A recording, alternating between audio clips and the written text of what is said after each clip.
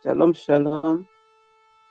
Je vais parler de 1 Corinthiens, chapitre 6, verset 15 jusqu'à 20. Donc, je vais lire au nom du Seigneur. La parole du Seigneur nous dit, « Ne savez-vous pas que vos corps sont des membres de Christ? Prendrai-je donc les membres de Christ pour en faire les membres d'une prostituée? Loin de là, ne savez-vous pas que celui qui s'attache à la prostituée est un seul corps avec elle? Car est-il dit, les deux deviendront une seule chair. Mais celui qui s'attache au Seigneur est avec lui un seul esprit. Fuyez l'impudicité, quelque autre péché qu'un homme commette, ce péché est hors du corps. Mais celui qui se livre à l'impudicité pêche contre son propre corps. Ne savez-vous pas que votre corps est le temple du Saint-Esprit qui est en vous, que vous avez reçu de Dieu, et que vous ne vous appartenez point à vous-même, car vous avez été rachetés à un grand prix. Glorifiez donc Dieu dans votre corps et dans votre esprit qui appartiennent à Dieu. Moi, mon petit message, c'est que nous devons vraiment faire attention pour nos corps, comme il est stipulé là dans le message, que notre corps est le temple du Saint-Esprit, que nous devons faire attention de tout ce que nous faisons de notre corps. Car Dieu nous a créés, c'est vrai, il nous a donné un corps, mais c'est lui qui est le maître de notre corps. Quand nous appartenons, quand nous disons oui au Seigneur, nous disons oui, nous appartenons au Seigneur, c'est lui qui utilise notre corps. C'est pourquoi nous devons faire attention de tout ce que nous faisons, de tout ce que nous faisons de notre corps, de tout ce que nous disons, de tout ce que nous mangeons aussi, oui, de tout ce que, comment nous marchons dans la vie. Et nous devons fuir toutes sortes d'impuretés dans nos vies. Nous devons éviter toutes sortes de souillures dans nos vies. Et parce qu'il est dit encore loin dans Colossiens 3, versets 5 à 16, si nous pouvons aussi prendre ça. Faites donc mourir les membres qui sont sur la terre, l'impudicité, l'impureté, les passions, les mauvais désirs et la cupidité, qui est une idolâtrie. C'est à cause de ces choses que la colère de Dieu vient sur les fils de la rébellion, parmi lesquels vous marchiez autrefois lorsque vous viviez dans ces péchés. Mais maintenant, renoncez à toutes ces choses, à la colère, à l'animosité, à la méchanceté, à la calomnie, aux paroles déshonnêtes qui pourraient sortir de votre bouche.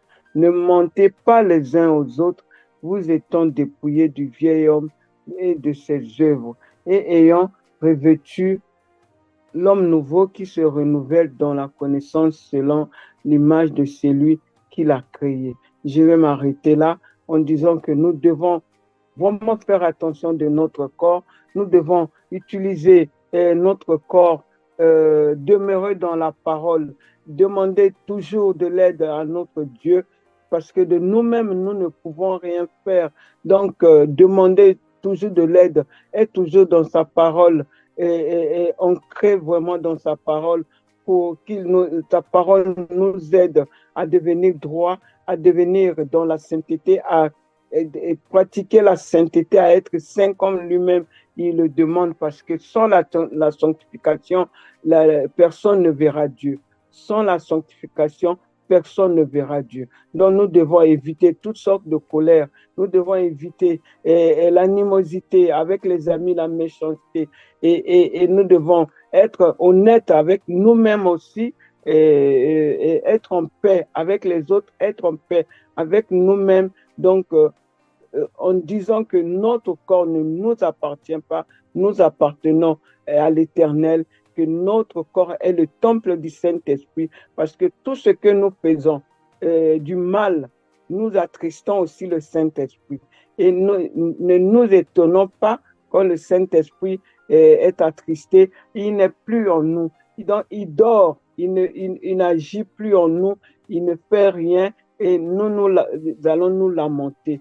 C'est à cause de nous-mêmes. C'est pourquoi faisons attention avec notre corps, faisons attention, évitons toute méchanceté, évitons toute colère, toute animosité, toute parole trompeuse qui peut sortir de notre bouche, toute calomnie, toute malice.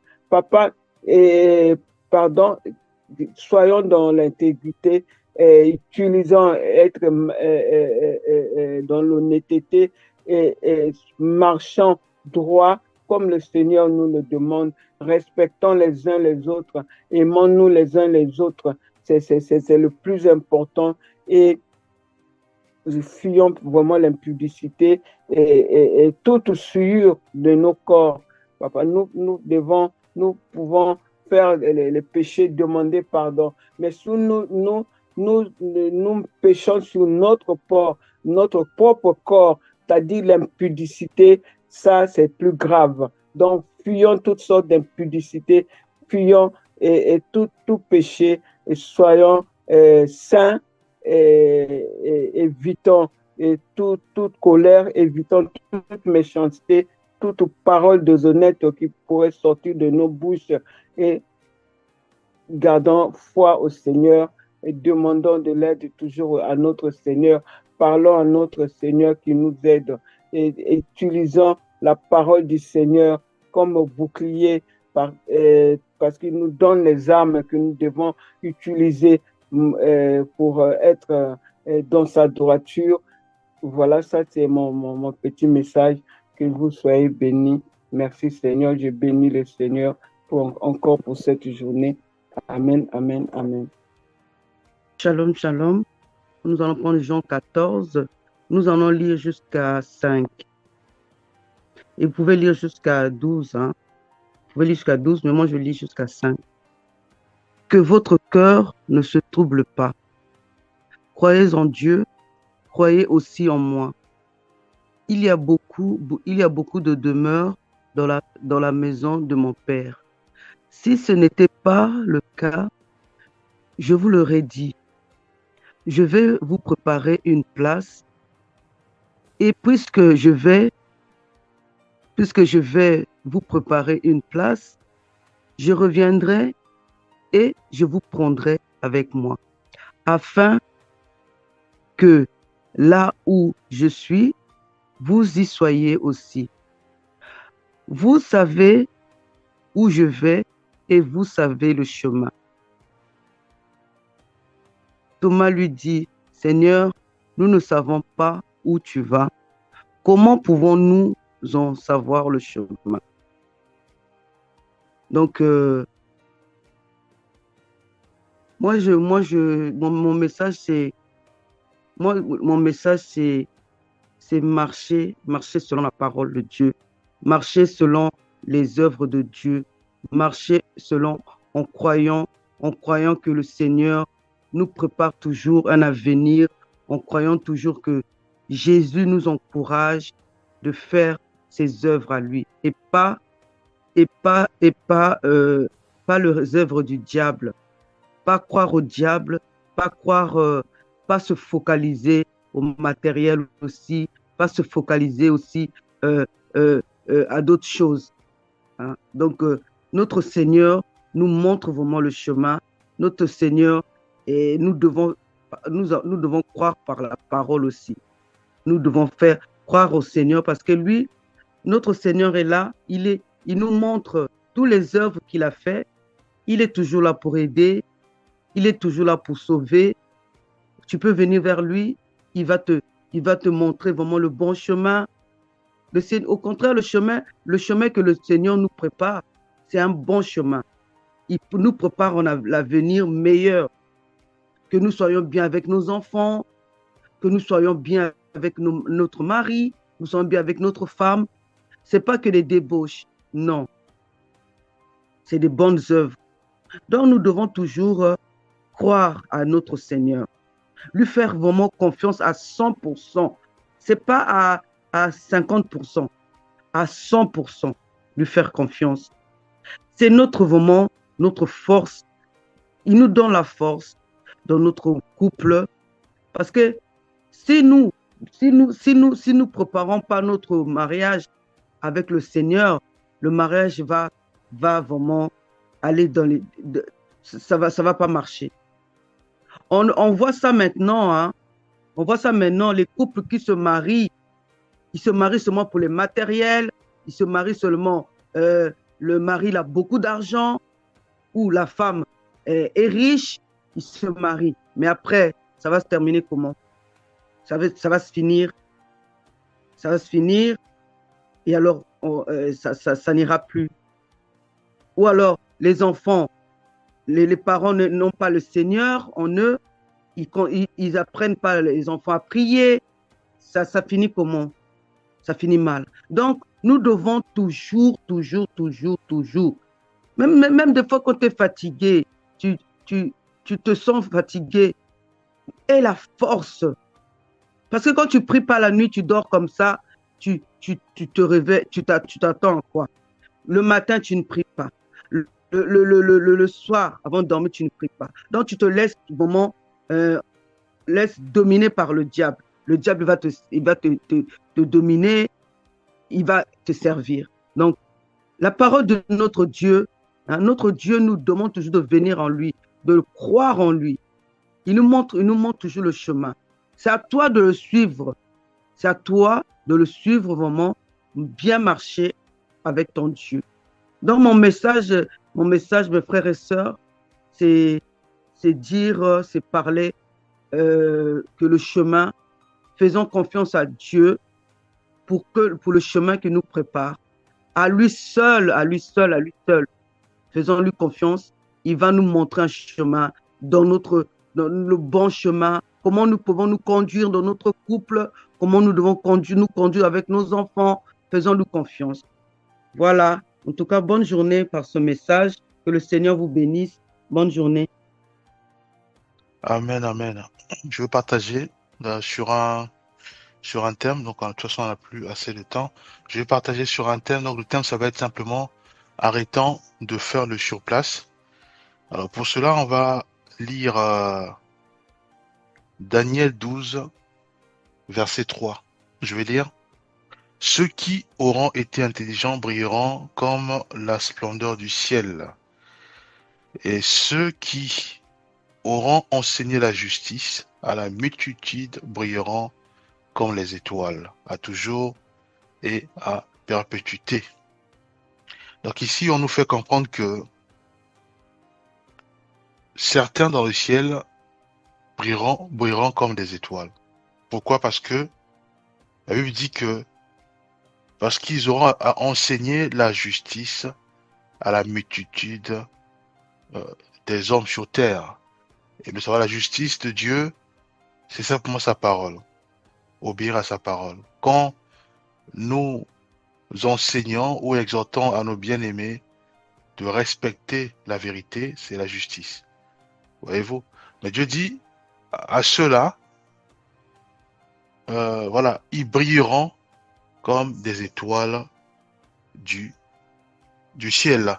Donc, nous devons, bien aimer, réaliser que pour atteindre cette dimension où nous devons fortifier, enseigner, Dieu dit d'abord que nous devons vivre ce que nous disons. Voyez-vous, nous devons pratiquer la parole de Dieu. Nous devons mettre en pratique ce que nous enseignons. À ce moment-là, une fois cette parole ancrée en nous et que nous marchons conformément à cette parole, et à ce moment-là, nous pouvons maintenant aussi transmettre cette grâce-là aussi aux membres de nos familles, à nos amis, à nos parents, voilà, et dans nos quartiers. Voyez-vous?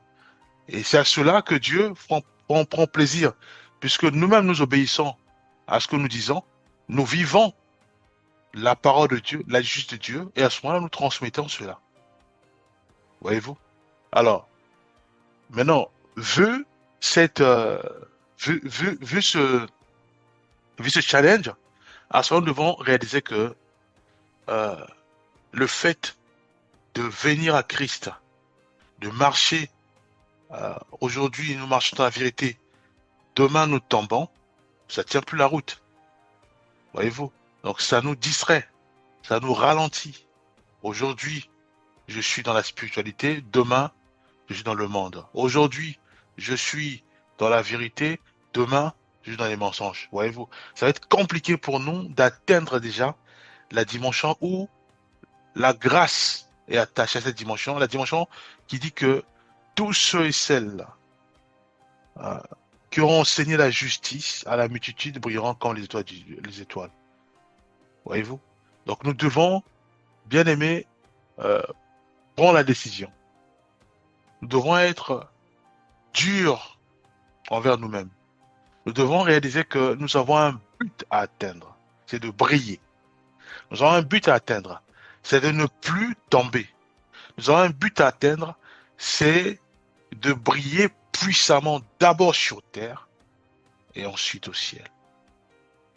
Il y a eu certains dans la Bible qui ont fait ce choix puisqu'ils ont vu que c'est le choix qui on n'a qu'à gagner en fait. Ils ont fait le choix de ne marcher que dans la vérité. Ils ont fait le choix de vivre uniquement avec Jésus-Christ. Voyez-vous? Parce que ce choix-là engendre plusieurs bénédictions. Prenons un cas rapidement, puisque ça me reste 4 minutes. Nous allons prendre par exemple le cas de Pierre. Acte 5, 15 à 16. Je vais lire. On apportait les malades dans les rues et on les plaçait sur des lits et des gravats, afin que lorsque Pierre passerait, son nombre au moins couvrit quelques-uns d'eux. La foule accourait aussi des villes voisines à Jérusalem, amenant des malades et des gens tourmentés par des esprits impurs. Et tous étaient guéris. Voyez-vous, nous voyons les effets, nous voyons les bénédictions, nous voyons les effets concrets, pratiques. Comme quoi, nous avons un bien-aimé qui a fait le choix de suivre uniquement Jésus-Christ, qui a fait le choix de marcher selon la vérité, qui a fait le choix de ne pas s'allier à la corruption ou au compromis. Nous voyons l'impact direct. Prenons un cas qui est simple. Quand nous jeûnons, quand nous jeûnons, il y a aussi des effets qui se montrent à nous. C'est-à-dire que ça se démontre. Vous voyez, on devient léger. Quand on prie, on sent que vraiment Dieu est avec nous. Voyez-vous, c'est des cas comme ça. Mais c'est un début. Et après, maintenant, il faut arrêter de faire le sur-place. Donc, on doit avancer dans la prière. On doit avancer dans la méditation biblique. On doit avancer dans la pratique de la parole de Dieu, dans la pratique de la Bible. Bien aimé. À ce moment-là, oui. Prenons un autre cas. Prenons par exemple Acte 19, versets 11 à 12. Et Dieu faisait des miracles. Continuons. Et Dieu faisait des miracles extraordinaires par les mains de Paul, au point qu'on appliquait sur les malades des linges ou des mouchoirs qui avaient touché son corps. Et les maladies les quittaient et les esprits mauvais sortaient. Rien que on prend les mouchoirs, on touche le corps de Paul, on touche un bien-aimé qui était possédé, on dit les démons sortaient. Les esprits mauvais sortaient. Voyez-vous ce que nous gagnons quand nous prenons la décision de ne plus compromettre, de ne plus marcher en dents de scie. Aujourd'hui, nous sommes avec Jésus-Christ. Demain, c'est dans les boîtes de nuit. Aujourd'hui, avec Jésus-Christ, demain, c'est la fornication. Aujourd'hui, avec Jésus-Christ, demain, c'est toutes sortes de distractions. Voyez-vous? Nous, Dieu dit que si nous enseignons la justice, nous brillerons. Vous voyez les signes d'abord sur terre, bien aimés. Donc nous devons arrêter de faire du surplace. Nous voulons absolument, quand nous marchons, et qu'on nous appelle pour dire, voilà, écoute, il y a un démon qui est là, qui est en train d'agiter un enfant, rien qu'en venant, que cette gloire de Dieu brille puissamment, de sorte à faire fuir ces démons qui nous voient de loin. C'est possible, bien aimé. Rien que pour Paul, c'est des mouchoirs. Pour Pierre, l'ombre juste. Voyez-vous, mais c'est pas fini. Prenons par exemple 2 Rois 13, versets 20 à 21. Ça va être le dernier verset. Élisée mourut et on l'enterra. Donc, on a un bien-aimé qui est mort. Il marchait dans la foi en Christ, dans la sainteté, dans, dans la justice de Dieu. Et Dieu l'avait béni puissamment. On connaît l'histoire d'Élisée. Hein? Élisée qui a protégé le peuple, qui a protégé le roi à l'époque. Élisée qui a prié pour les malades. On rappellera le tsunamite, la femme tsunamite, où l'enfant était mort. C'est lui qui va prier pour l'enfant. D'abord, il va prier pour la femme qui était stérile, la tsunamite. Il va avoir l'enfant. L'enfant va mourir. Il va encore prier et l'enfant va être guéri. Donc, il a travaillé puissamment. Et dit, Élisée mourut et on l'enterra. L'année suivante, des troupes de Moabites pénétrèrent dans le pays. Et comme on enterrait un homme, donc un autre homme, une personne qui était morte aussi, la Bible dit, et comme on l'enterrait un homme, on aperçut ces troupes, des Moabites, les Moabites, et l'on jeta l'homme dans le sépulcre d'Élisée.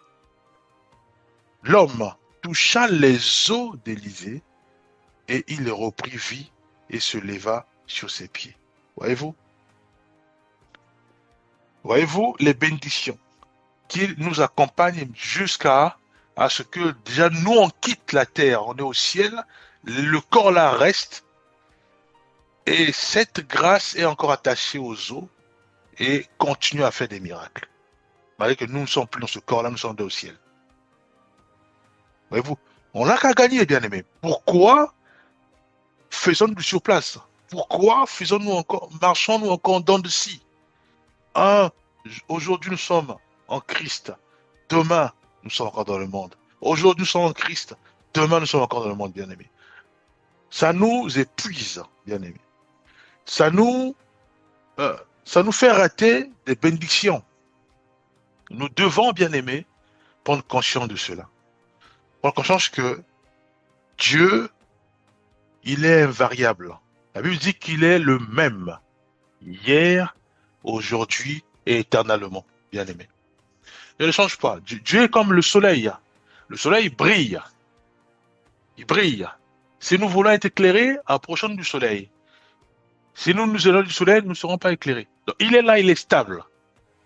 Voyez-vous?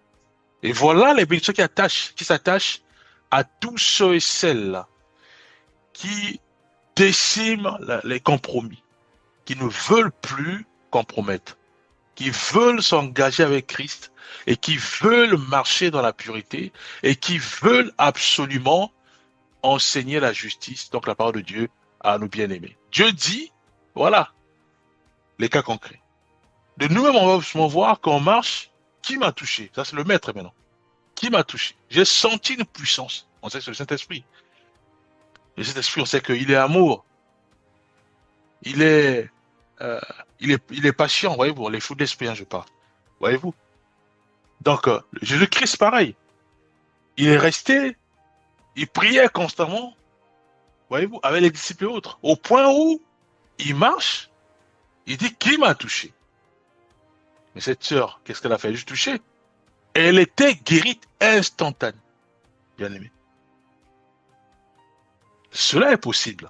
Voyez-vous, cela est possible. Nous devons prier au nom Seigneur, je veux absolument briller comme les étoiles du ciel. Je veux absolument marcher dans la paix, dans la joie, bien que je sais qu'il y a des esprits lucifériens qui sont dans ma maison, parce qu'ils vont fuir d'eux-mêmes. Voyez-vous? Et à un moment, il est important de réaliser que c'est à nous maintenant d'envoyer la terreur à ces démons, à ces petits démons, à ces petits sorciers et sorcières. Voyez-vous? Mais en quoi faisons? Mais simplement en prenant la décision de ne plus compromettre, on prend la décision de marcher conformément à la vérité de Christ. Et que nous faisons ainsi, mais nous allons envoyer la terreur à ces démons, envoyer la terreur à ce occultisme, envoyer la terreur de Dieu à ces esprits Lucifer. C'est possible, bien-aimés. Voyez-vous? Nous allons prier. Père, nous te rendons grâce. Merci parce que c'est toi, ô Éternel des armées, qui nous aime. Nous te rendons grâce pour tous ces messages que nous avons entendus. Aide-nous, Père, à mettre cela en pratique. Aide-nous, Père, à les garder. Aide-nous, Père, à les réécouter. Au nom puissant de Jésus-Christ, nous avons ainsi prié. Amen.